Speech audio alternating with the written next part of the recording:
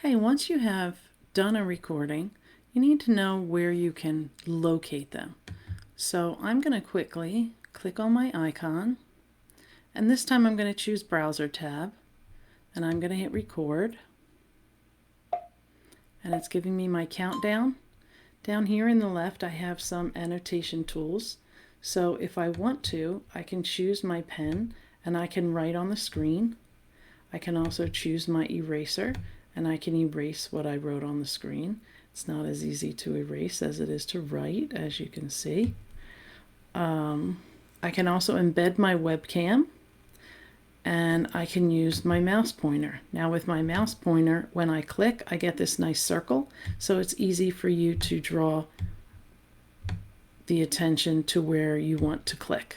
All right, now I'm going to click up here on the icon, and I'm going to hit stop, and you'll see that the tab automatically opens up, showing me where, giving me a preview of my video.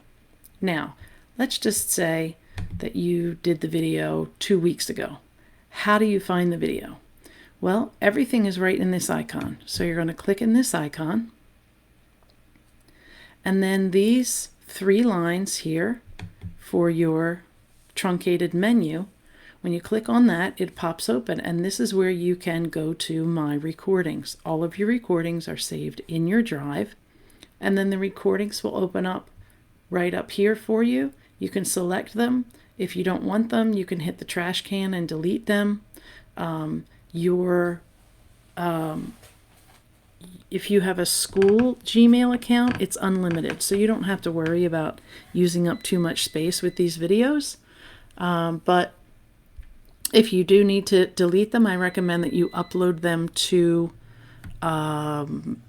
YouTube first, and then they'll be saved on YouTube, and you can delete them in your drive. So that's just one answer to more storage.